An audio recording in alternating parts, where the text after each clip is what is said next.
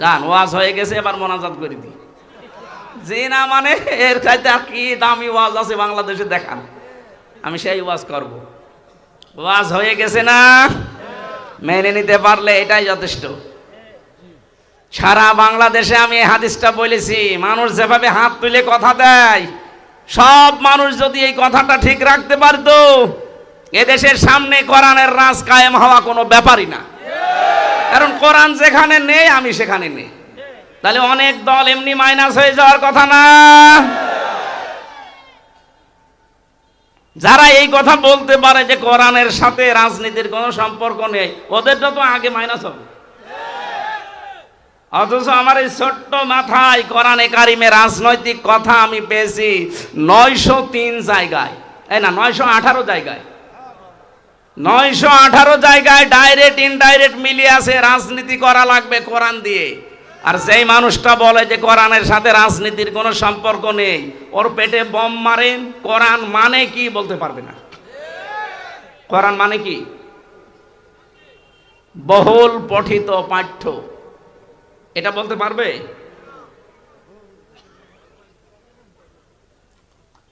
আমার ভাইরা, আমি যে আয়াত পড়েছিলাম লাঘবন শব্দের ব্যাখ্যা দেওয়ার জন্য, এই পৃথিবীতে যে মানুষগুলো মানুষের তৈরি করা আইন কানুন কায়েমের জন্য চেষ্টা চালান, আপনি কিন্তু অনর্থক কাজে আছেন। সময়টা নষ্ট করেন না। কিয়ামতের দিন যদি জান্নাত পেয়েও যান, কোনো জিনিসের জন্য আপনার আফসোস হবে না, শুধু একটা জিনিসের জন্য আপনার আফসোস হবে, যে সময়টা আপনি অনর্থক ব্যয় করেছেন। এক কথা বলছেন না কেন? জান্নাতীর মানুষদের কোনো আফসোস মনের ভেতরে আসবে না, শুধু একটাই আফসোস আসবে, যে অনর্থক যে সময়গুলো আমি ব্যয় করে ফেলেছি, অনর্থক কাজে আমার সময়টা ব্যয় হয়ে গেছে। আজ বাংলার কত মানুষ না বুঝে হোক বুঝে হোক নিজেদের জীবনের সময়গুলো সব অনর্থক কাজে ব্যয় করছে। আমি জেলখানার ভেতরে বাবর মিয়াকে দেখেছিলাম, এই যে লুৎফুজ্জামান বাবর, কয়েকদিন আগে বের হয়েছে। ওনার পাশের যে ছেলে আমি ছিলাম, দেখতাম কি জিকির করছে, লোকটা মনে হচ্ছে একেবারে টাটকা খাস আল্লাহর ওলি হয়ে গেছে। 17 বছর জেল খাটলো। আমি আর একজনকেও পেয়েছি জেলখানায়, ইসলামী আন্দোলনের সিফাহসালার, আমাদের রাহবার জনাব এটিএম আজহারুল ইসলাম। আল্লাহ রাব্বুল আলামিন লুৎফুজ্জামান বাবরের মতো তাকেও যেন আমাদের মাঝে আবার ফিরিয়ে দেন। আমাদের দ্বারা এটা সম্ভব না। দুনিয়া তৈরি হওয়ার পর থেকে আজকের এই দিন পর্যন্ত, এখান থেকে কিয়ামত পর্যন্ত কোটি কোটি মানুষ আসবে। এদের হিসাব ইন্নাল্লাহা সারিউল হিসাব, আল্লাহ বলেন একেবারে দ্রুতভাবে আমি হিসাব নিয়ে নেব। এ পৃথিবীর বিচার ব্যবস্থার সাথে মিলবে না। আমাদের এই পৃথিবীতে বিচার হয় সাক্ষীর উপরে ভিত্তি করি। কে কথা বলেন না কেন? ইউরাফুল মুজরিমুনা বিসিমাহুম ফায়ুখাযু বিন নাওয়াসি ওয়াল আকদাম ফাবিআইয়ি আলাই রাব্বিকুমা তুকাযযিবান।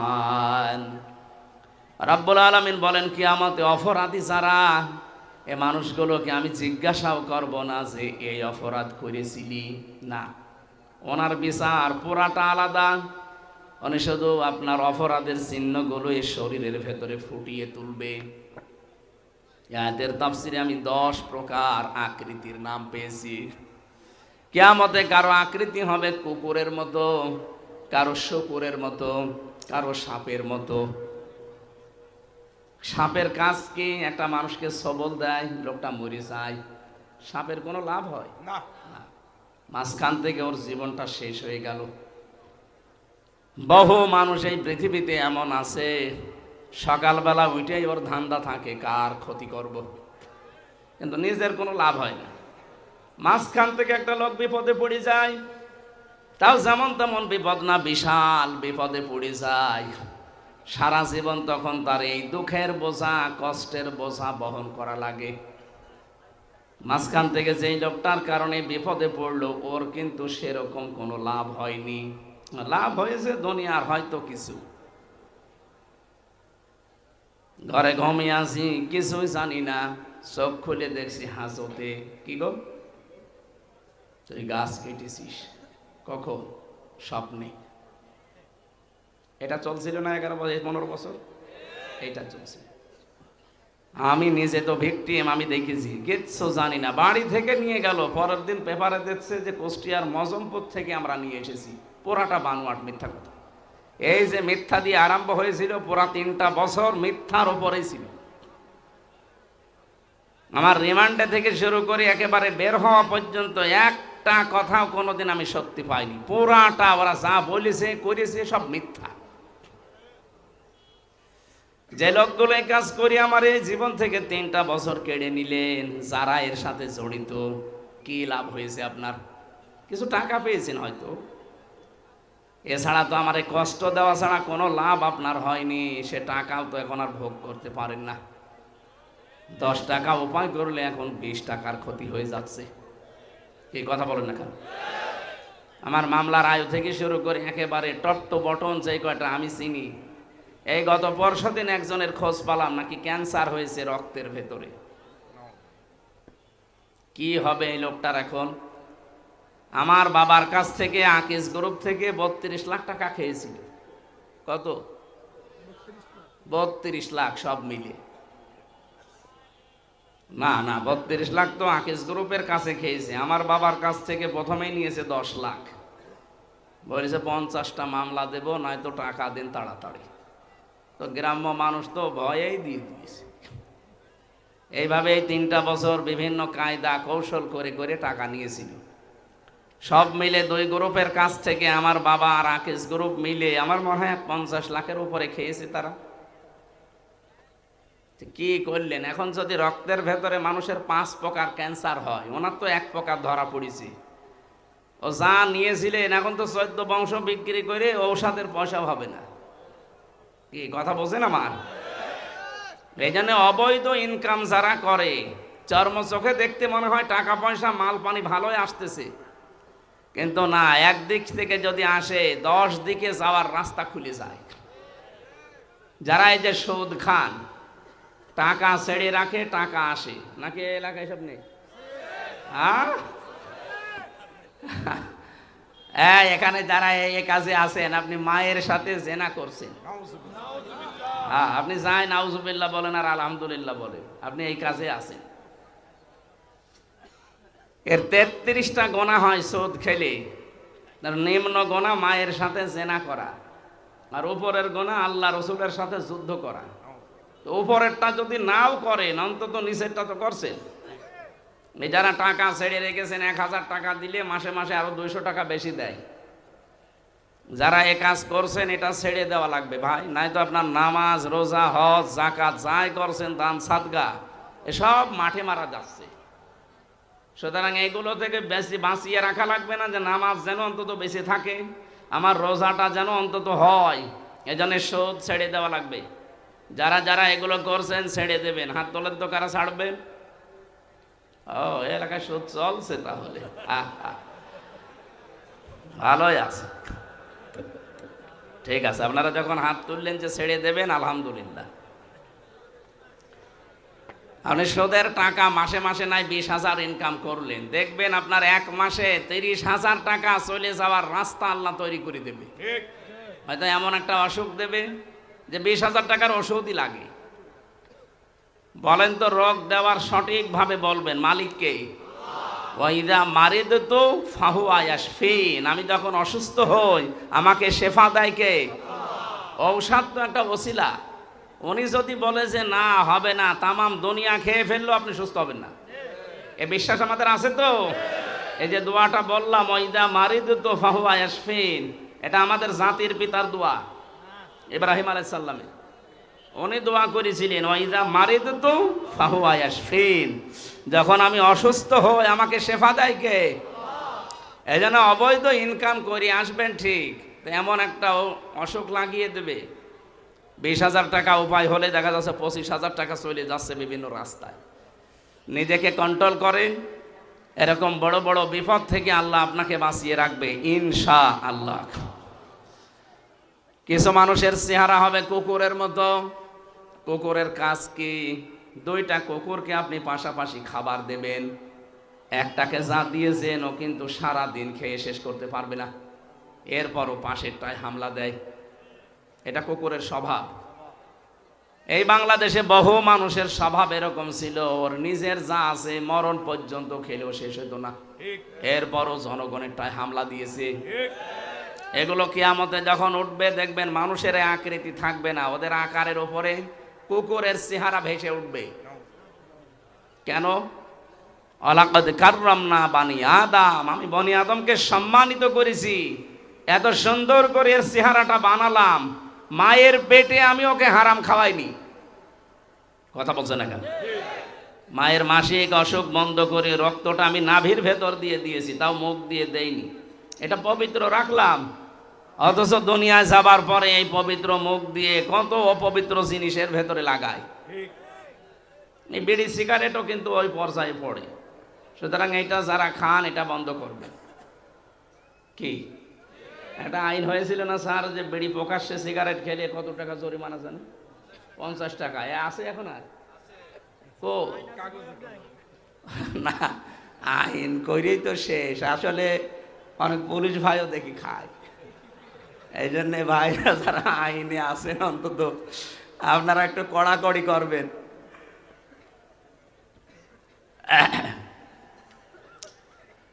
3 নম্বরে কিছু মানুষের চেহারা আল্লাহ বানাবে শকুরের মতো। শকুরের কাজ কি? নিজের মেয়েকে বউকে দেখবেন নিয়ে যায় যে কচু খেতে ছেড়ে দেয়, নিজে এক জায়গায় বসে থাকে। এটা শকুরের স্বভাব। এটা বহু মানুষ এমন আছে, নিজের বউ যদি সুন্দরী হয় ও দিশাই পায় না, করবে কি? আরো সুন্দর করে বিউটি পার্লারে সাজায়, মেয়েকে সাজায়, রাস্তাঘাটে যায়, অনুষ্ঠানে যায়, বিয়ে বাড়ি যায়, নিজে এক জায়গায় বসে বসে গল্প করার, ওগুলো সব আল্লাহর রাস্তায় ছেড়ে দেয়। ওটা কি আল্লাহর রাস্তা? শয়তানের রাস্তা। এই পৃথিবীতে শয়তানের যতগুলো কাজ আছে তার 2 নাম্বার, শয়তানের 1 নাম্বার কাজ হচ্ছে সে অহংকারী। সে সব সময় মনে করে আমি সব, আর যা আছে সব ডিলিট। আনা খায়রুম মিনহু খলাকতানি মিন নারি ওয়া খলাকতাহু মিন তিন। এটা শয়তানের প্রথম স্বভাব। 2 নম্বরে শয়তানের স্বভাব হচ্ছে ও যৌনতা ছড়াতে ভালোবাসে। কি করে উলঙ্গ করা যায়, মানুষকে উলঙ্গ করা যায়, এই চিন্তায় থাকে সব সময়। এরকম শয়তানেরও প্রায় 7টা কাজ আছে দুনিয়াতে, ও এইগুলো করতে পারলে ওর আনন্দ লাগে। সুতরাং যারা যৌনতা ছড়াতে ভালোবাসেন, আপনি বিশ্বাস করবেন যে আপনি আর মানুষ নেই, আপনাকে শয়তান পুরাপুরি দখল করে ফেলেছে। কথা বোঝেন? আজকের এই যে ভাইস চেয়ারম্যান, উনি সাবেক, উনি যদি এখন বাড়ি যায়, বাড়িতে যাওয়ার পরে সালাম দিয়েছে স্ত্রীকে, ওনার বউ যদি বলে ওই কুকুরের বাচ্চা, ওনার রাগ হবে না? জ্ঞানী মানুষ হলে রাগ হবে না, চিন্তা করবে কি গো, এ তো শিক্ষিতা মেয়ে, এ ধার্মিক বংশের মেয়ে, আর আমার কোনোদিন মুখের ওপরে মুখ তুলে কথা বলে না, আজকে আমারে গালি দিচ্ছে, ঠিক করে জিনে ধরেছে। কিসে ধরেছে? নাই তো গালি দেওয়ার কথা না। আপনি যখন দেখবেন যে আপনাকে যৌনতা ছড়িয়ে আপনি ভালো লাগছে, নিজের গোপন অঙ্গগুলো মানুষকে দেখাতে আপনার আনন্দ লাগে, মজা লাগে, আপনি বুঝবেন শয়তান আপনাকে দখল করে ফেলেছে। কথা বুঝতেছে? লাগবে না, আর বসে। কিয়ামতের ওই কঠিন ময়দানে আল্লাহ রাব্বুল আলামিন মানুষকে যখন বিচারের জন্য ডাকবেন, তখন তার এই আকৃতিটা পুরা পাল্টিয়ে ফেলবেন। এত সুন্দর করে সম্মান দিয়ে বানালাম, তোরে এখন কুকুর বানাবো, শূকর বানাবো, সাপ বানিয়ে দেব না, এটা মানায় না। এই জন্য চেহারার ভেতরে এইগুলো আল্লাহ ফুটিয়ে তুলবেন। আজকে এখানেই যদি কেউ কুকুরের আকৃতি পেয়ে যায়, বলেন তো ওসি সাহেব বরাক আমির হামজা হোক, এখানে আপনি আসতে দেবেন? কি মনে হচ্ছে আপনার? কয়েকটা মানুষ এখানে আমরা মাত্র বসে আছি, নাই 5000 মানুষ হবে। এর ভেতরে কুকুরের শকুরের আকৃতি পেরে যদি আপনি এখানে উঠতে না দেন, কিয়ামতে কোটি কোটি মানুষ থাকবে। এর ভেতরে আমার আল্লাহ আপনার চেহারা শকুরের মতো বানিয়ে দেবে, কুকুরের মতো বানিয়ে দেবে। মানুষ দেখেই বুঝবে যে এই ধরনের অপরাধী ছিল। দ্বিতীয় নম্বরে কোরআনে পেয়েছি সূরা ইয়াসিনের ভেতরে, ওয়ামতাজুল ইয়াউমা আইয়ুহাল মুজরিমুন। হাসরের ময়দানে আল্লাহ নিজে একটা ঘোষণা দেবেন, হে অপরাধী যারা, পাপিষ্ট যারা, আমার নেককার বান্দাদের থেকে আলাদা হয়ে যা। আজ হয়তো আমার অপরাধগুলো শরীরে লেখা নেই, এজন্য অনেকে টের পায় না। কিয়ামতে কিন্তু এগুলো সব লেখা থাকবে, কে কোন ধরনের অপরাধ করেছে। ময়দানে মাহশারে যদি আল্লাহ বলে, হামজা আজকে আমার নেককার বান্দা বান্দিদের থেকে তুই বের হয়ে যা, কি অবস্থার তৈরি হবে ওইটা সামনে নিয়ে আপনি বলেন। এজন্য হক কথাগুলো আমার ছড়ানো দরকার। আপনি যদি মেনে নিতে পারেন তো ভালো, আপনার কপাল খুলবে। যদি মেনে নিতে না পারেন, আপনার জন্য আল্লাহ আগুন তৈরি করে রেখেছে। ইন্না আ'তাদনা লিয-যালিমিনা নার। আল্লাহ বলেন আমি নিজে তার জন্য আগুন তৈরি করে রাখলাম। বলেন নাউজুবিল্লাহ। তাহলে আপনাদের দায়িত্ব চুপ থাকা আর শোনা, আর আমার দায়িত্ব পৌঁছিয়ে দেওয়া সঠিকটা। আমি সেই নিয়ত নিয়েই বসেছি। আজকের আলোচনাটা হেদায়েতমূলক আমি করব ইনশাআল্লাহ। আমাদের আজকের বিষয় হচ্ছে সমন্বয়। কি বললাম? বলেন না কেন? কি সমান না? আজকে যে তেলাওয়াত করলাম সূরা সেজদা 18, 19, 20 এতগুলো আয়াত আমি কোনো তাফসীর মাহফিলে পড়ি না, খুব পড়লেও এক আয়াতের অর্ধেক পড়ি।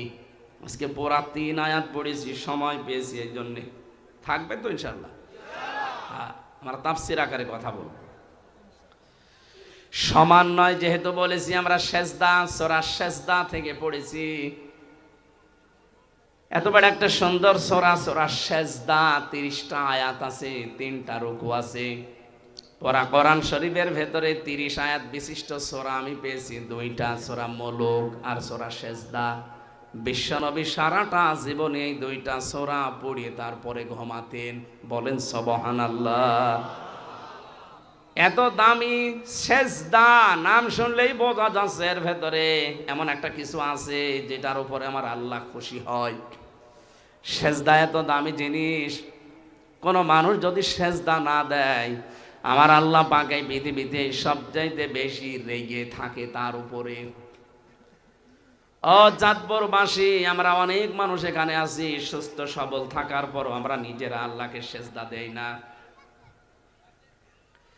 তাফসীরের ভেতরে একটা ঘটনা পড়েছি, এই এদিকে তাকান। শয়তান মানুষের রূপ ধরেছে একবার, আল্লাহর এক বান্দার সাথে দোস্তি করেছে, সারাদিন তার সাথে চলাফেরা করে, ওঠা বসা করে, বন্ধুত্ব করে ফেলেছে। হঠাৎ সন্ধ্যার পরে যতদূর গেছে আর আসা সম্ভব হয়নি, এক গাছের নিচে আশ্রয় নিয়েছে। হঠাৎ করে শয়তান ডাক দিয়ে বলে, বন্ধু আমি আজকে আর তোমার সাথে থাকতে পারলাম না, আমি বিদায় নিলাম। কেন? সারাদিন তো কথাবার্তায়, ওঠা বসায়, চলাফেরায় তো ভালোই ব্যবহার ছিল, বন্ধুত্ব হয়েছিল, চলে যাবেন কেন? এবার প্রশ্ন করছে, কি তুমি আমার চিনতে পেরেছো? বলে না, আমি শয়তান। কে? লোকটা বলছে, কি আশ্চর্য, আপনি পরিচয় যখন দিয়ে দিলেন, আপনাকে দেখে তো আমার ভয় লাগার কথা, আর আপনি আমারে ফেলে রেখে চলে যেতে চান কেন? শয়তান জবাব দিয়েছে, বন্ধু আমি শুধু একটা সেজদা লঙ্ঘন করেছি। কয়টা? আল্লাহ বলেছিল আদমকে সেজদা দাও, আমি দেইনি। একটা সেজদা লঙ্ঘন করার কারণে যদি আল্লাহ আমার উপরে গজব নাজিল করে, 2টা জিনিস থেকে আল্লাহ আমাকে চিরবঞ্চিত করে দিয়েছে। 1 নম্বরে কোনোদিন আল্লাহ আমাকে ক্ষমা করবে না, 2 নম্বরে কোনোদিন তিনি আমাকে জান্নাতে দেবে না। এই মোবাইল বন্ধ করে রাখেন।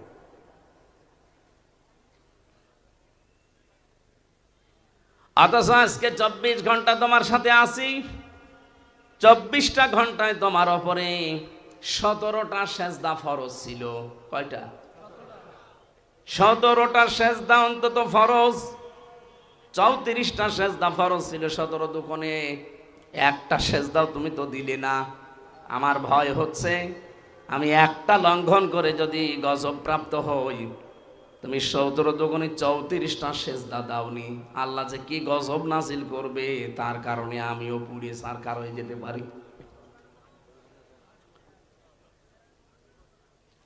চাঁদপুরবাসী, যেহেতু এলাকা মুসলমান বেশি, অন্য ধর্মের লোক সেরকম নেই, আমরা জানি সেজদা দেন না। আপনি মুসলমান দাবি করেন কোন কারণে? নবীজি জানিয়েছেন একজন অমুসলিম আর মুসলমানের ভেতরে পার্থক্য প্রথমে এইটা যে মুসলমান সেজদা দেবে, অমুসলিমরা সেজদা দেয় না। সুতরাং আমি নামাজের বিষয় আর বলবো না, আজকে ট্রান্স দিলাম এই, আপনি মুসলমান দাবি করতে হলে মাস্ট বি আপনাকে সেজদা দেওয়া লাগবে। কি আজরাইল যতদিন না আসে এই গুরুত্বপূর্ণ বিধানটা আপনি ছেড়ে দেবেন না। সেজদা যদি কেউ ছেড়ে দেয় ফরজটা, তাহলে আল্লাহ বলেন আমি নিজে ওর দায়িত্ব ছেড়ে দেই। আল্লাহ যদি আপনার দায়িত্ব ছেড়ে দেয়, আপনি এক সেকেন্ডও শুদ্ধভাবে চলতে পারবেন না। এই যে চলাফেরা করেন, মনে করছেন আমার বাবার দেওয়া শরীরে চলি, এক পা ফেলতে হলে প্রতিটি কদমে আল্লাহর ফেরেশতার সাহায্য লাগে। প্রত্যেকটা কদমে কদমে আল্লাহ ফেরেশতা দিয়ে রেখেছেন। যদি ওনারা দায়িত্ব পালন না করে আপনি হাঁটতেও পারবেন না। এই জন্য আল্লাহ জানিয়েছেন আমি যখন দায়িত্ব ছেড়ে দেব তখন পদে পদে বিপদে পড়বে। আমি মাঝে মাঝে এই শব্দটা নিয়ে ভাবি যে আমরা বেঁচে আছি এটা একটা আশ্চর্য, আমরা মরে যাই এটা স্বাভাবিক। মানুষ মরবে এটা স্বাভাবিক বিষয়, মানুষ মরেই যাবে, কিন্তু যে বেঁচে আছি এটাতে কতগুলো অর্গান কাজ করছে আমার এই 3.5 হাত বডিতে। এই যে কথা বলতে পারি, এক একটা কথা বিজ্ঞান এখন প্রমাণ করছে খলাকাল ইনসান আল্লামাহুল বায়ান। আয়াতের তাফসিরে পড়েছি এক একটা কথা তৈরি হতে 27টা স্তর পার করা লাগছে। এতটুকু একটা কণ্ঠ, এই জায়গায় 27টা স্তর পার করে একটা কথা তৈরি হয়। আমি যখন ভেতর থেকে মনে করি যে কথা বলবো, এই কথাটা ভেতরে 27টা ধাক্কা লাগে। কত? 27টা স্তর পার করে শেষ পর্যন্ত মুখ দিয়ে বের করে দিচ্ছে। তাফসীরের ভাষা হচ্ছে প্রতিটি স্তরে একজন ফেরেশতা বসে আছে, এই এর কাছে ও ওর কাছে, ও ওর কাছে ভাবে দিতে থাকে। সর্বশেষ এসে একজন ফেরেশতা বলে যা কথাটা বের করে দিলাম। যদি একজন ফেরেশতাও দায়িত্ব পালন না করে আপনি জীবনও কথা বলতে পারবেন না, শুধু গা গো শব্দ করবেন। কথাটাই যদি এই হয়, বাকি এখনো যেগুলো আছে এগুলো আরো গুরুত্বপূর্ণ। এই মাথার ভেতরে সামনে আছে ফ্রন্টাল লব, অক্সিপিটাল লব, প্যারাইটাল লব, এরকম 70টা জিনিস দিয়ে সাজানো এই মাথাটা। এক একটা বিষয়ের উপরে 6টা 8টা 12টা করে তার দেওয়া আছে। কম্পিউটার এখানে ভেড়ান, আপনাকে আমি দেখাচ্ছি, এই মুহূর্তে আপনার ঈমান আরো বেড়ে যাবে। কি ঘিসিমিসি করা আছে এর ভেতরে। প্রত্যেকটা তার আমাদের এই শরীরের 24 ঘন্টা কাজ চালাচ্ছে। একটা তার যদি আল্লাহ অকিছু করে দেয় আপনি পাগল হয়ে যাবেন। অনেকে বলে না যে তার কাটা, এমনি বলে। হালকা যদি একটু আপনার ঢিলা হয়ে যায়, কাটা না, তারটা যদি ঢিলা হয়ে যায় আপনি পাগল হয়ে যাবেন, নিজের পায়খানা নিজে খাবেন। রব্বুল আলামিন বলেন আমি সবগুলো আমার ফেরেশতা দিয়ে তোর শরীরটাকে চালাচ্ছি। এই জন্য তুই বেঁচে আসিস এটা আশ্চর্য, তুই মরে যাবি এটা স্বাভাবিক। আল্লাহ দায়িত্ব নিয়ে নিয়েছেন এই ফরজ সেজদার কারণে। যারা সেজদা দেয় না আল্লাহ বলেন ওর দায়িত্ব আমি নেই না, ছেড়ে দেই। বলেন নাউজুবিল্লাহ। এরকম বহু কথা তাফসীরের ভাষায় শুধু সেজদার নামকরণে লেখা আছে। এত গুরুত্বপূর্ণ একটা বিধান সেজদা। কি বললাম? মানুষের এই 3.5 হাত বডির ভিতর তাকালেই বোঝা যায় যে মানুষকে আল্লাহ বানিয়েছে সেজদা দেওয়ার জন্য। এই হাত দিয়ে, কপাল দিয়ে, নাক দিয়ে এই পৃথিবীতে আর কোনো সৃষ্টি সেজদা দিতে পারে না। গাছও সেজদা দেয়, খালি লম্বা হয়, ছায়াগুলো লম্বা হয় বিকাল বেলা, ওইটা ওর সেজদা। গরুগুলোও সেজদা দেয়, রাতের বেলা জাগর কাটে, এইটা ওর সেজদা। এক কথা বুঝতেছেন? কিন্তু আমাদের মতো এইভাবে সেজদা পৃথিবীর কোনো সৃষ্টি দিতে পারে না। এই জন্য আমাদের দাম এত বেশি। এখন সেজদায় আপনি দেন না, আপনার দাম তো কুকুরের চাই তো খারাপ হয়ে যাবে। আজকে থেকে ফরজ সেজদা আর ছেড়ে দেবেন? আলহামদুলিল্লাহ। আমরা 18, 19, 20 এই সূরা থেকে পড়েছি, এবার তেলাওয়াত করছি তাফসীর করার জন্য। রব্বুল আলামিন বলেন আফামান কানা, না আফামান কানা নাই তো, আফামান কানা মুকমিনান কামান কানা ফাসিকা লা ইয়াস্তাউন। হে নবী, এই পৃথিবীর মানুষগুলো কি মনে করে যারা ঈমান এনেছে আর যারা পাপাচার পাপিষ্ঠ এরা সমান? না, এরা কখনো সমান না। পৃথিবীতে যারা ঈমানদার আর যারা ঈমান আনে নাই এরা আল্লাহর কাছে কখনো সমান না। এই জন্য আমরা যারা এই দেশে ঈমান আছে, ঈমানের দাবি আমরা যারা মানতে পারি, বিশ্বাস করে নিতে পারেন যে মানুষগুলো এখনো ঈমান আনে নাই, অথচ ঈমান আনার পরেও অনেকে ঈমানের দাবি পূরণ করে না, তারা আর আমরা জীবনেও সমান। বলেন বলেন। লা ইয়াস্তাওয়ি আসহাবুন নারি ওয়া আসহাবুল জান্নাহ, আসহাবুল জান্নাতি হুমুল ফাইজুন। কখনোই সমান না। যারা জাহান্নামে যাবে আর যারা জান্নাতে যাবে এরা কখনো সমান না। যারা জান্নাত পাবে এই মানুষগুলোর জীবন সফল। ও চাঁদপুরবাসী, হেদায়েতের নিয়ত কথাগুলো শোনেন। এ পৃথিবীর ময়দানে সফল আমার আল্লাহর দৃষ্টিতে ওই লোকটা, সফলতা পেয়ে গেছে ওই লোকটা ফামাং যুহজিহা আনিন নার ওয়া উদখিলাল জান্নাতা ফাকাদ ফাজ। সূরা আলে ইমরানের 185 নম্বর আয়াতের মাঝের অংশে আছে রব্বুল আলামিন বলেন, যেই লোকটাকে আমি আল্লাহ আস্তে আস্তে জাহান্নামের কাজগুলো ছেড়ে দেওয়ার তৌফিক দেই, জান্নাতের কাজগুলো আস্তে আস্তে করার সুযোগ করে দেই, এই লোকটার জীবন সফল। আপনি এখন নিজের কি ভাবেন তো, জাহান্নামের কাজ কি আপনি ছেড়ে দিতে পারছেন? জান্নাতের কাজের দিকে কি এগিয়ে যেতে পারছেন? এটা প্রথম অর্থ। দ্বিতীয় অর্থ হচ্ছে চূড়ান্ত সফলতা ওই মানুষ পাবে যাকে জাহান্নামের আগুন থেকে মুক্ত করে আমি আল্লাহ জান্নাতি বলে ঘোষণা দিয়ে দেব। আসল হার জিতের খেলা পৃথিবীর ময়দানে হয় না। ইয়াউমা ইয়াজমাউকুম লিয়াউমিল জামঈ যালিকা ইয়াউমুত তাগাবুন। আসল হার জিত হবে কিয়ামতের ওই কঠিন ময়দানে। ওই দিন কেউ একজন আরেকজনের সমান হতে পারবে না। সুতরাং আসল হার জিত যেহেতু সামনে আসতেছে, এইটার জন্য এখন থেকেই প্রস্তুতি নেওয়া আমাদের। যারা ফাসেক ফুজ্জার, যারা গুনাহগার, যারা ইমানদার, যারা মুমিন, আপনি এদের কাজকর্ম, কথাবার্তার, অ্যাক্টিভিটিস, এদের বিশ্বাস কোনোটা এক সমান পাবেন না। পুরাটা দেখবেন এদের সব দুই রাস্তায়। কোনদিন এরা এক রাস্তায় এদেরকে আপনি পাবেন না। যারা ইমানদার এই মানুষগুলো কোনদিন অনর্থক কথা এবং কাজ করে সময় নষ্ট করবে না। ভালো করে বুঝবেন, এদিকে তাকান। ওয়াল্লাযীনা হুম আনিল লাগবি মুরিদুন। সফল কাম মুমিন যারা, তারা কখনো অনর্থক কথা কাজে এরা সময় নষ্ট করে না। অনর্থক কথার কাজ কি? যেই কথা বলতে গেলে চিন্তা করা লাগে যে কথার দ্বারা দুনিয়া আখিরাতে কোনো উপকার আছে, যদি দেখেন না, সঙ্গে সঙ্গে সেখানে থেমে যাওয়া লাগবে।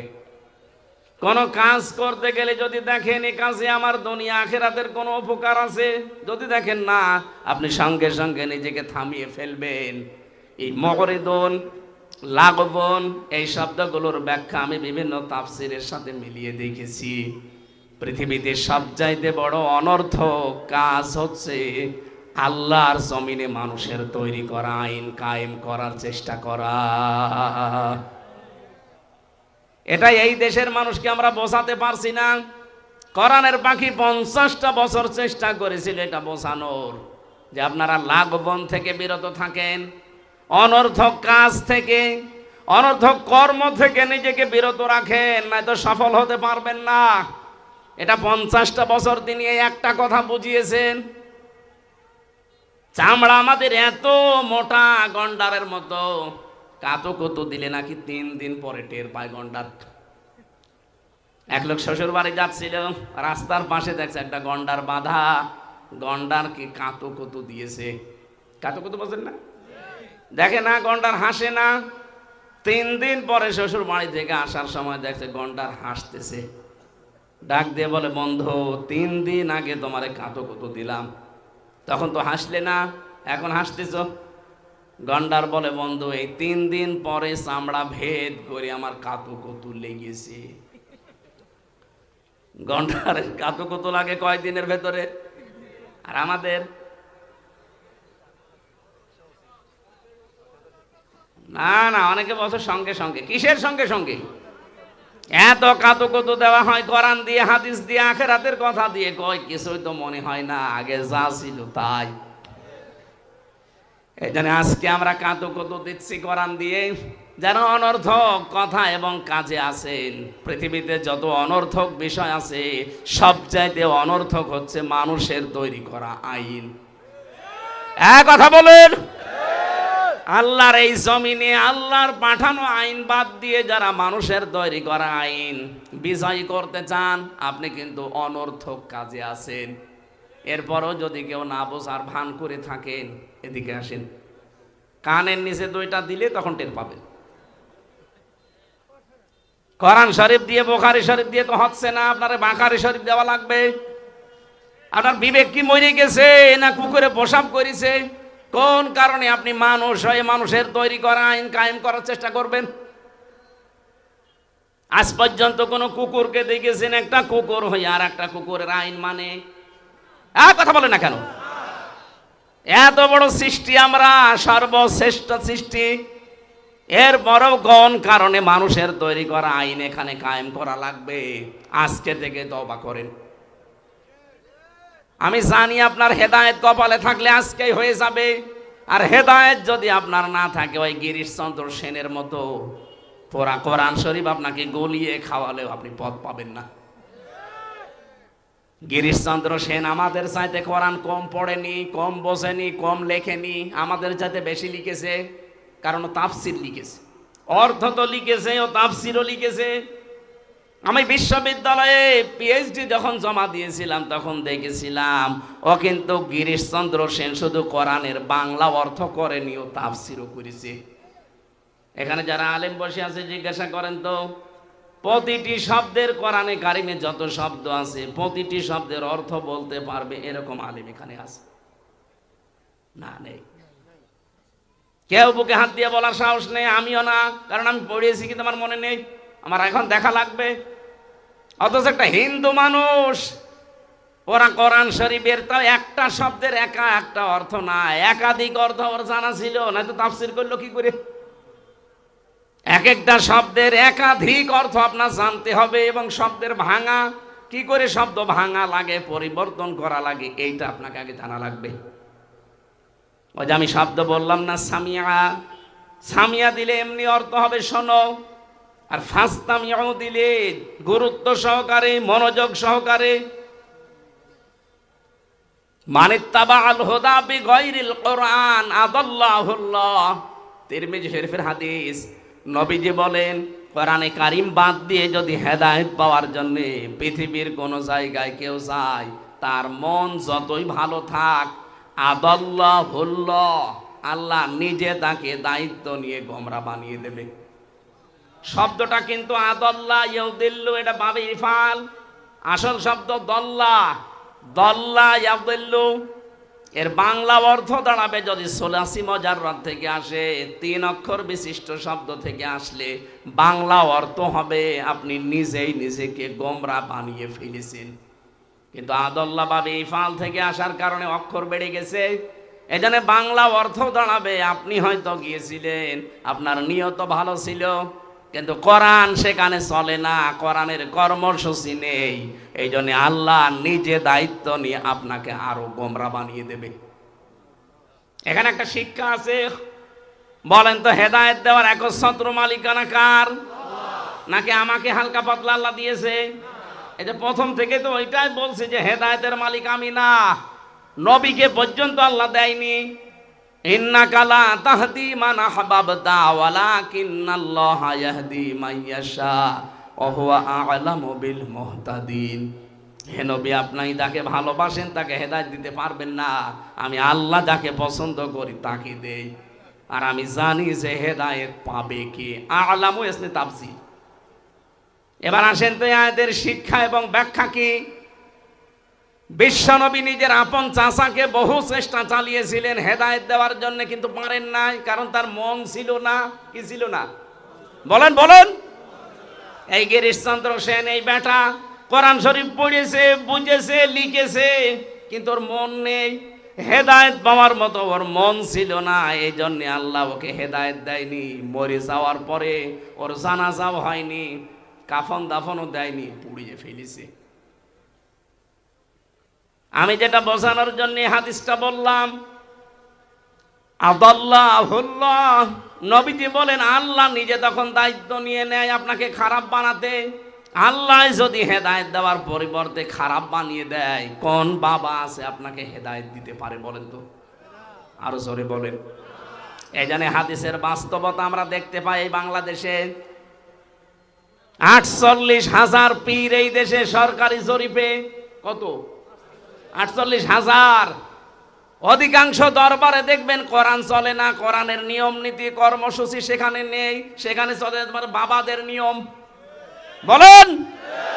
এই জন্য হাজারো মানুষ ভালো হওয়ার নিয়তে চায়, কিন্তু ভালো হওয়ার পরিবর্তে আরো মুশরিক হয়, পীরের পায়ে সেজদা করে। এরকম পীর দেশে নেই? আপনার থানায় আছে? মনে করছেন হুজুর কিছু জানে না, সব খবর আমার কাছে আছে।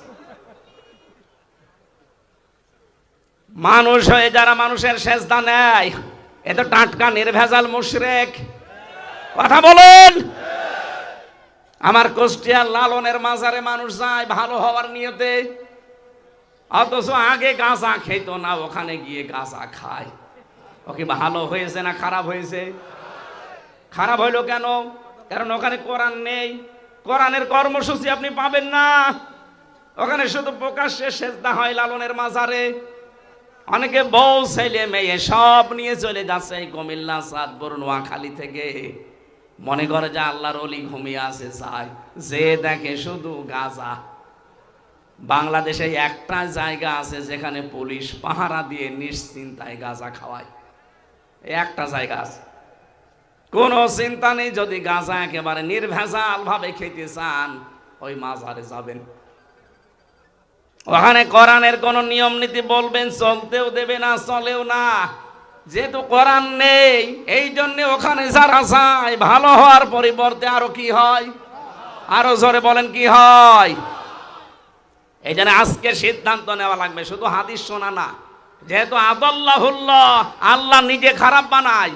বাংলাদেশে যেই দরবারে কোরআন চলে না, কোরআনের নিয়ম নীতি নেই, ওই দরবারের প্রতিষ্ঠাতা যদি আমার বাবাও হয়, আমি ওখানে আর নেই। বলেন।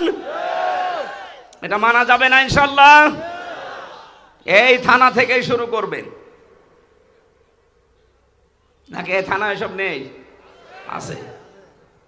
দ্বিতীয় পয়েন্টটা বলি নাকি এটা বাদ দিয়ে দেব? না, বলেন বলেন বললে হবে না, মানা লাগবে। মানবেন তো ইনশাল্লাহ? দ্বিতীয় পয়েন্টটা আমি এবার বলছি, মানবেন কারা? আগে হাত তোলেন। হ্যাঁ, আন্দাজ হাত তোলবেন না কিন্তু, মুনাফিক হয়ে যাবে। চিন্তা ভাবনা করে হাত তোলেন। তোলেন, এই দেখেন তো হাত তোলেনি কে? হ্যাঁ, আলহামদুলিল্লাহ। এই যে একজন হাত তোলেনি, তখন ওটা তোলার দরকার নেই, থাক। বাকিগুলো মানে কিনা দেখেন।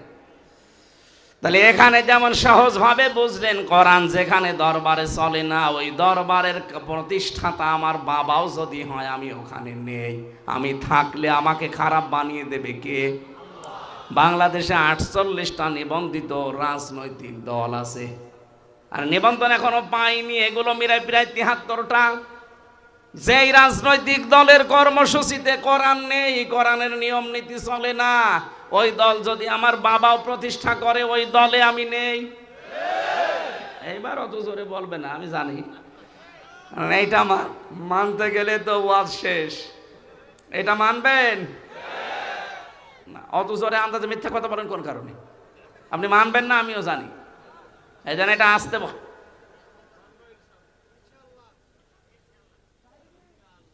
অন্তত এই সামিয়ানার নিচে যারা আছেন তারা তো বলেন যে কোরআন যেই দলে নেই, ওই দল যদি আমার বাবাও তৈরি করে থাকে, ওই দলে আমি আজকে থেকে আর নেই। কারণ ওখানে যদি আমি থাকি আমাকে গোমরা বানিয়ে দেবে কে? জান, ওয়াজ হয়ে গেছে, এবার মোনাজাত করে দিই। যে না মানে এর চাইতে আর কি দামি ওয়াজ আছে বাংলাদেশে দেখান, আমি সেই ওয়াজ করব। ওয়াজ হয়ে গেছে না? মেনে নিতে পারলে এটাই যথেষ্ট। সারা বাংলাদেশে আমি এই হাদিসটা বলেছি, মানুষ যেভাবে হাত তুলে কথা দেয়, সব মানুষ যদি এই কথাটা ঠিক রাখতে পারতো, এদেশের সামনে কোরআনের রাজ কায়েম হওয়া কোনো ব্যাপারই না। কারণ কোরআন যেখানে নেই আমি সেখানে নেই, তাহলে অনেক দল এমনি মাইনাস হয়ে যাওয়ার কথা না। যারা এই কথা বলতে পারে যে কোরআনের সাথে রাজনীতির কোনো সম্পর্ক নেই, ওদেরটা তো আগে মাইনাস হবে। অথচ আমার এই ছোট্ট মাথায় কোরআনে কারিমে রাজনৈতিক কথা আমি পেয়েছি 903 জায়গায়, এই না 918 জায়গায়, 918 জায়গায় ডাইরেক্ট ইনডাইরেক্ট মিলিয়ে আছে রাজনীতি করা লাগবে কোরআন দিয়ে। আর যেই মানুষটা বলে যে কোরআনের সাথে রাজনীতির কোনো সম্পর্ক নেই, ওর পেটে বম মারেন। কোরআন মানে কি বলতে পারবে না। কোরআন মানে কি? বহুল পঠিত পাঠ্য, এটা বলতে পারবে?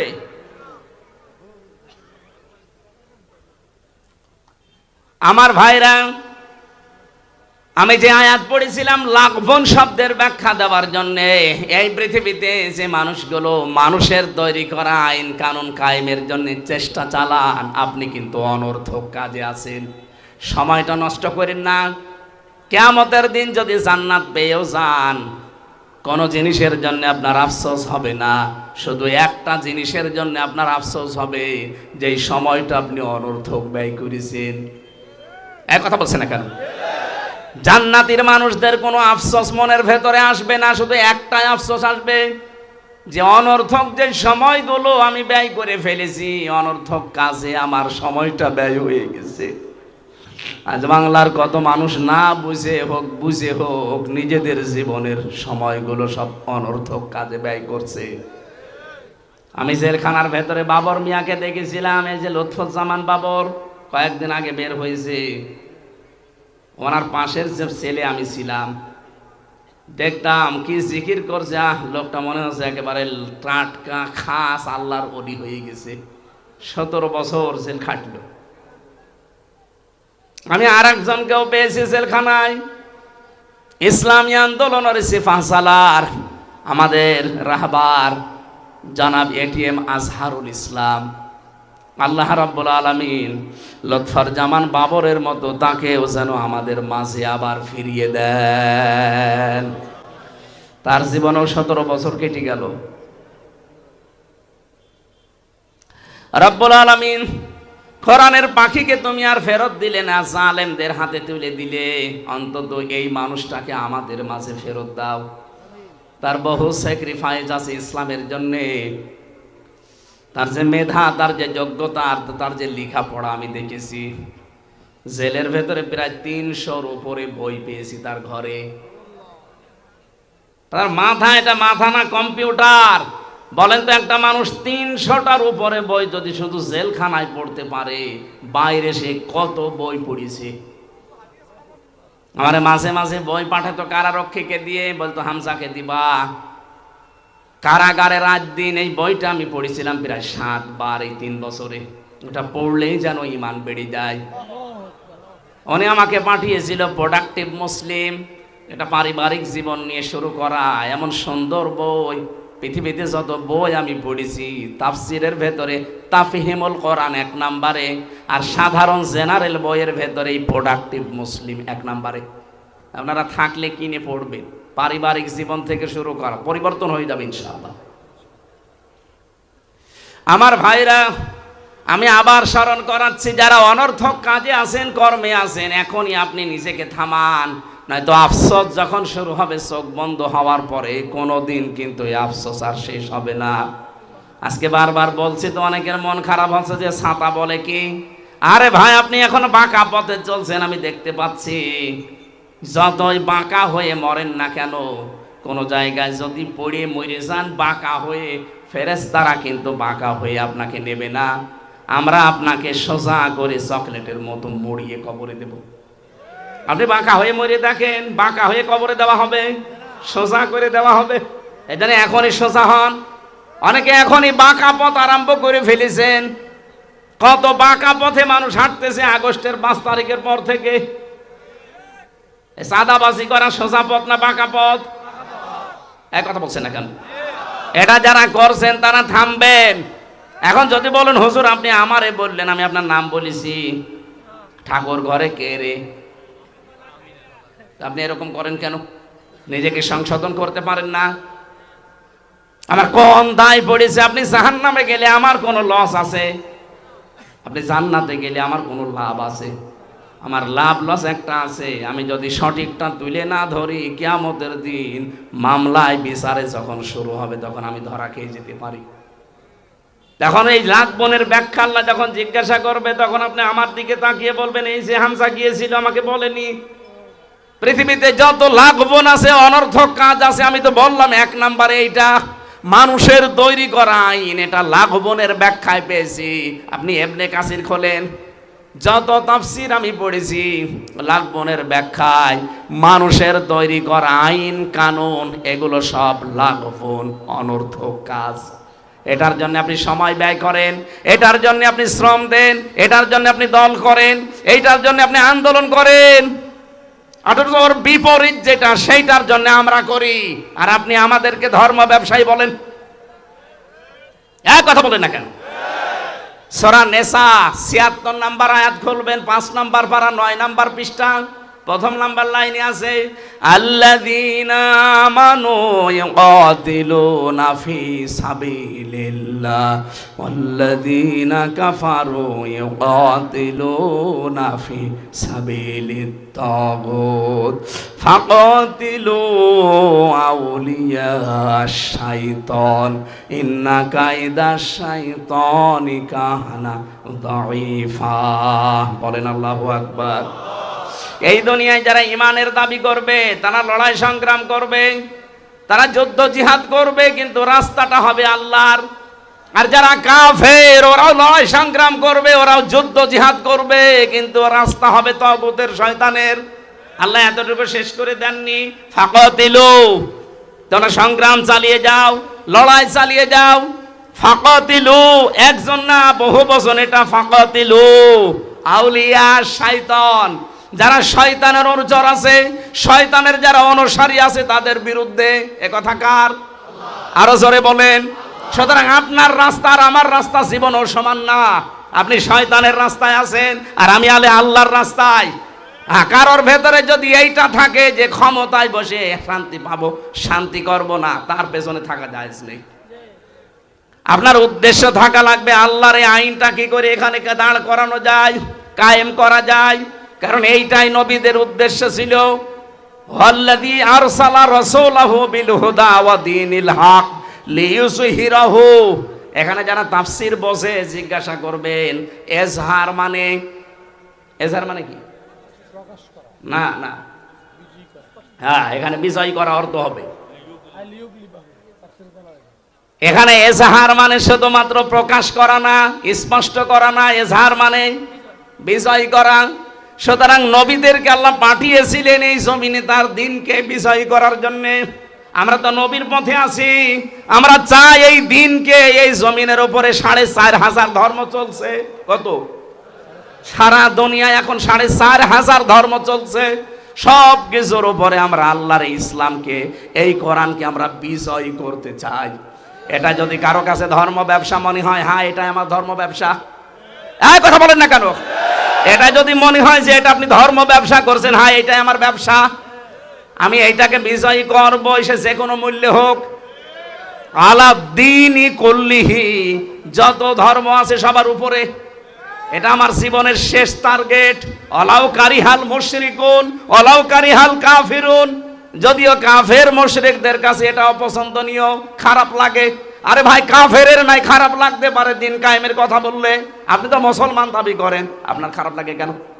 তার মানে আপনিও কি মুশরিক? এই কথা বলেন না কেন? আপনি কি মুশরিক? আশা করছি ভুল বুঝবেন না। এই পৃথিবীতে আমাদের সব কিছু ব্যয় করার জন্য অলরেডি আমরা কিন্তু যদি শপথ নিয়েছি, ওই দিনই আল্লাহকে দিয়ে দিয়েছি। আমাদের প্রথমেই পড়ানো হয় এইটা, কুল ইন্না সলাতি ওয়া নুসুকি ওয়া মাহইয়ায়া ওয়া মামাতি লিল্লাহি রাব্বিল আলামিন।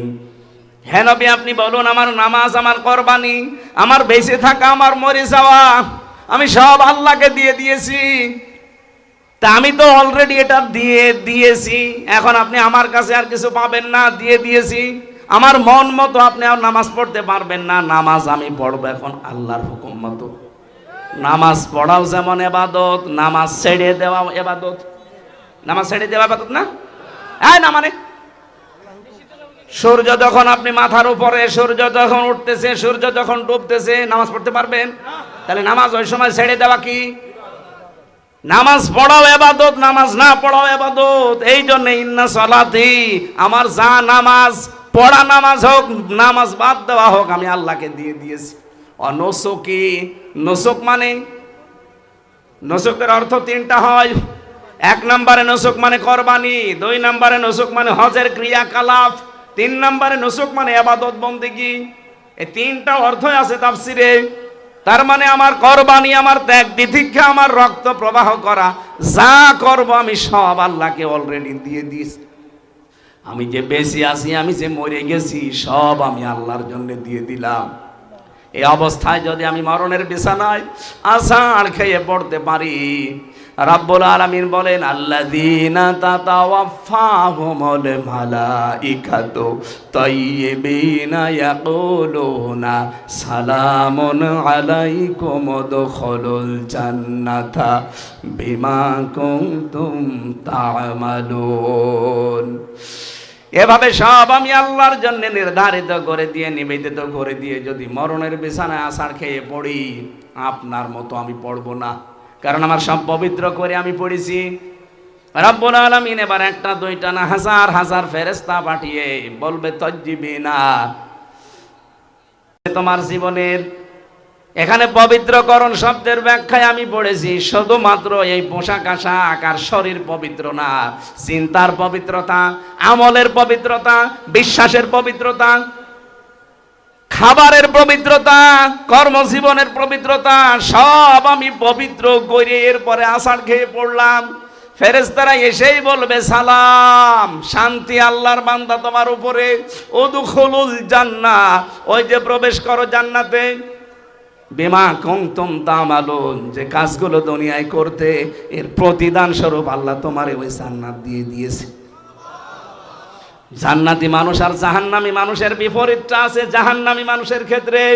আল্লাযীনা তাতাওয়াফাহুমুল মালাইকাতু যালিমি আনফুসিহিম ফালকাবুস সালামা মা কুন্না না'মালু মিন সু বালা ইন্নাল্লাহা আলিমুম বিমা কুনতুম তা'মালুন। যারা জাহান্নামী মানুষ এরাও পড়বে, যারা জালেম বিছানায় পড়ে যাবে, যেমন মরণের বিছানায় আছাড় খেয়ে পড়বে, ফেরেশতারা বলবে, কি ব্যাপার, কি খবর, এখন তোমার এই মন্দ কাজগুলোর মজা এখন সামনে তুমি পাবে। ও চাঁদপুরবাসী, সামনে এই দুইটা রাস্তায় খোলা আছে, কার জন্য কোনটা আছে নিচে আপনি টের পাচ্ছেন। ফাদখুলু, ফেরেশতারা বলবে, প্রবেশ কর। আবওয়াবা জাহান্নাম, জাহান্নামের একটা দরজা তোর জন্য খোলা না, বাবের বহু বচন আবওয়াব, সব দরজা আল্লাহ খুলে দিয়েছে, প্রবেশ কর। ফাদখুলু আবওয়াবা জাহান্নামা, কয়দিন থাকবি? খালিদিনা ফিহা, চিরদিন থাকবি এখানে। কুল্লামা আরাদু আই ইয়াখরুজু মিনহা উইদু ফিহা, বারবার ওরা বের হওয়ার জন্য চেষ্টা করবে, কিন্তু আবার তাদেরকে আল্লাহ ফিরিয়ে দেবে। ওয়াকিলা লাহুম যুকু আযাবান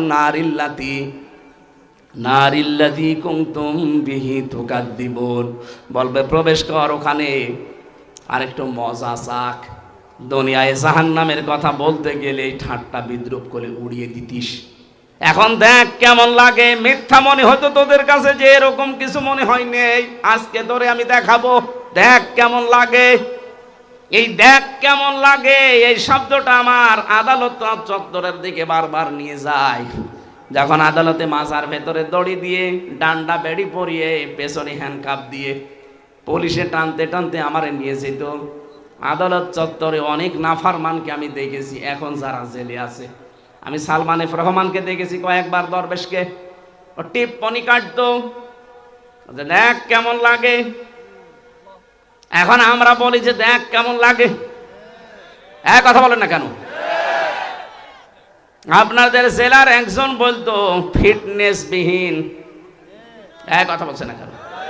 লাইসেন্স বিহীন। এখন আপনি দেখেন কেমন লাগে। আপনার তো ফিটনেসও নেই, লাইসেন্সও নেই, চেহারা কি হয়ে গেছে দেখেছেন? তাও তো এখনো ডিম দেয়নি। আমার রিমান্ডে 10 দিন, 10 দিনই আমাকে এই যে আঙ্গুল তুলে ফেলার, এই যে এইগুলো তুলে ফেলে না নখ, এই মেশিন নিয়ে এসে দেখাতো আর ডিম নিয়ে আসতো।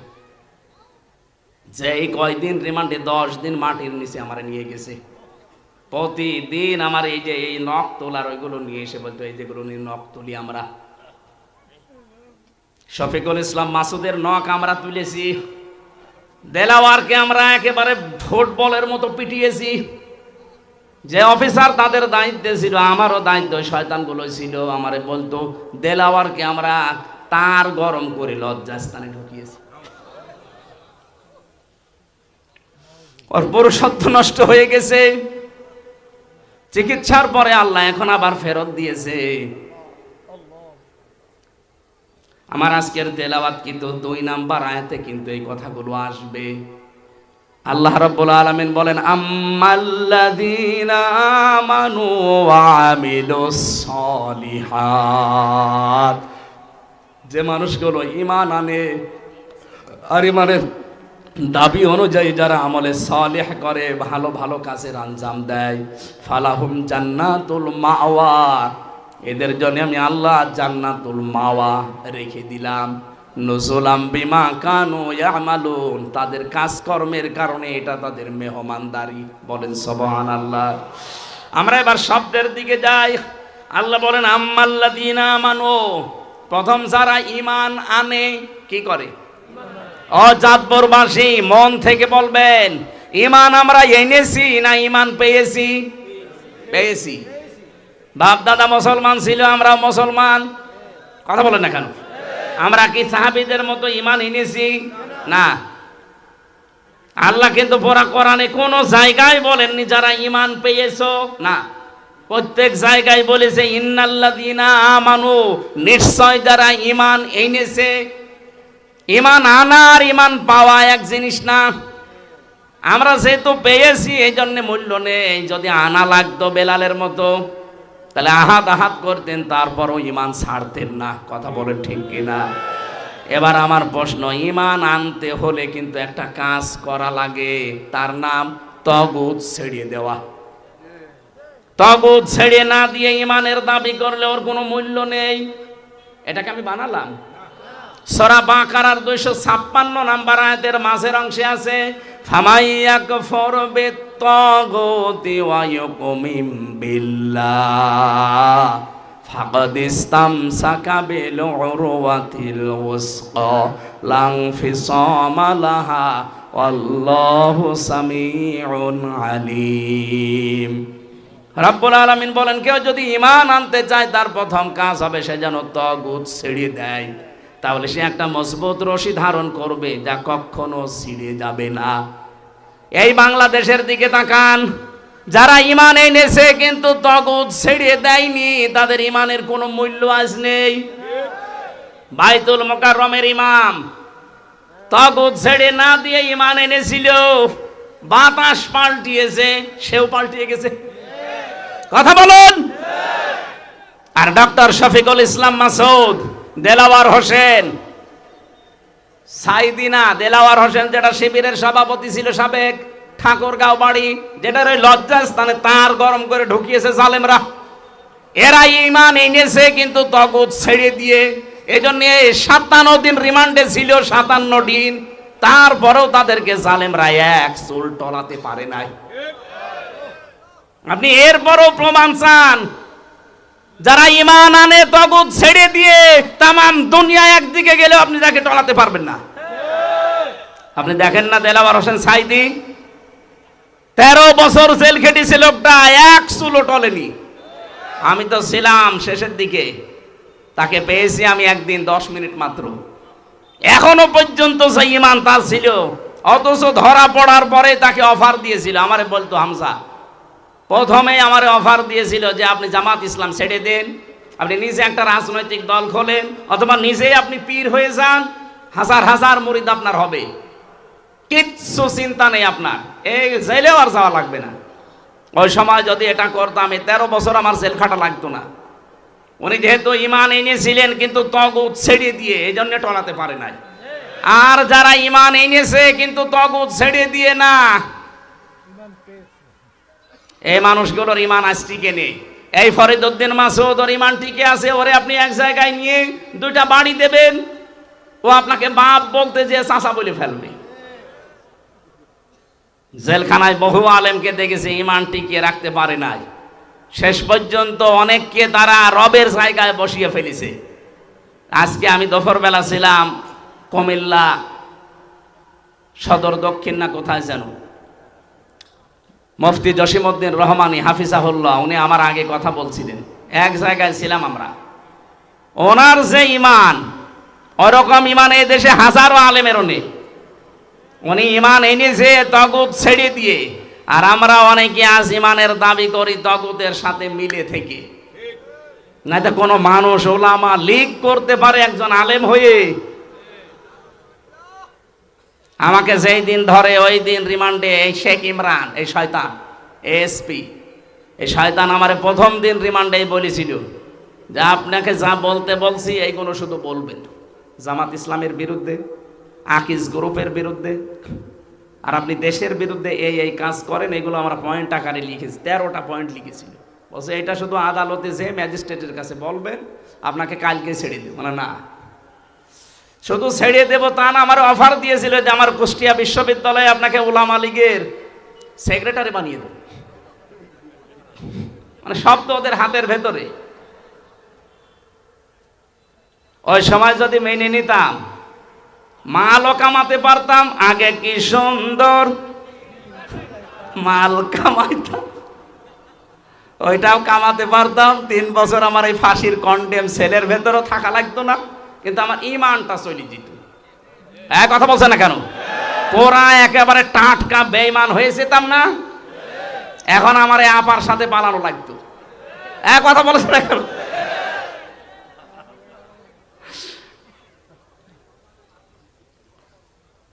কোথায় গেলেন সেই ফিটনেস, সেই লাইসেন্স নেই আর, এখন সব শুকিয়ে গেছে। সেদিন আমি আদালতে হাজিরা দিতে গিয়েছিলাম, যে দেখি আপা নামতেছে, কিছুই নেই, মুখ একেবারে মনে হচ্ছে পেঁচার মতো শুকিয়ে গেছে। মানে পাশাপাশি তো নিয়ে যায়, ওনারে তোলে আর আমারে নামায়। জিজ্ঞাসা করতে গেলাম, আপা কেমন আছেন? আর ফিটনেস নেই, লাইসেন্সও নেই, এখন থাকেন পড়িয়ে। এখন কয়েকজন পাগল হয়ে গেছে দেখছি, এই মানুষগুলো ঈমান ইসলামের বিরুদ্ধে, আলেমদের বিরুদ্ধে কথা বলছে। এই কিশোরগঞ্জের একজনের নাম শুনছি আমি, দেখতে পাচ্ছি এই লোকটার নাম ফজু পাগলা। পাগল হয়ে গেছে, এর পাবনায় পাঠাতে হবে। 96% মুসলমানের দেশে এই লোকটা যে আরম্ভ করেছে আলেমদের বিরুদ্ধে, এই দেশটাতে আবার আগুন লাগাবেন নাকি আপনি? কয়েকদিন আগে শুরু করেছিল হারুন আঙ্কেল। এই হারুন আঙ্কেল মানে ওইটা না, ওই আর একটা আছে চাঁপাইনবাবগঞ্জের, ওইটাও হাউ আঙ্কেল। ওইটা আর ওনার বউ 2 জন মিলে আরম্ভ করেছিল। আমার মনে হয় শয়তান এদেরকে মাঝে মাঝে নাড়া দেয়। এক কথা বলছে না কেন? এরা ঈমানের দাবি করতে 15.5 বছর দেখতাম মাঝে মাঝে কোরআনের আয়াত দিয়ে কথা বলতো। ঈমান এনেছে কিন্তু তাগুত ছেড়ে না দিয়ে, আমি যে বারবার প্রথম থেকে বলছি না যে মানুষের তৈরি করা আইন যারা দুনিয়ায় কায়েম করতে চায়, বিজয় করতে চায়, এটা সবচাইতে বড় অনর্থক কাজ। আপনি এই কাজে থাকবেন কোন কারণে? এখনই যদি মরে যান আপনি তো চির জাহান্নামী। আপনার বিশ্বাস হচ্ছে না যে আপনি জাহান্নামে যাবেন? সূরা নাহালের এই যে 36 থেকে 38 আয়াতগুলো পড়ে বাংলায় মিলান, যান আপনি কোথায় যাবেন নিজেই টের পাবেন। এই জন্য ঈমান যারা আনতে চান আগে তাগুত ছেড়ে দেন। এই দেলাওয়ার ভাইয়ের মতো, মাসুদ ভাইয়ের মতো ঈমান আনতে হলে আগে তাগুত ছেড়ে দেন। তামাম দুনিয়া একদিকে যাবে, আপনাকে টলাতে পারবে না। আমিলুস সালিহাত, সালিহাত মানে আমরা মনে করি নেক কাজ শুধু, সৎ না। সালেহ মানে যোগ্য। সালেহ মানে কি? যারা আরবি গ্রামার জানে আধুনিক ব্যাখ্যাগুলো বের হচ্ছে। সালেহ মানে যোগ্য। আমাদের যোগ্যতা অর্জন করা লাগবে।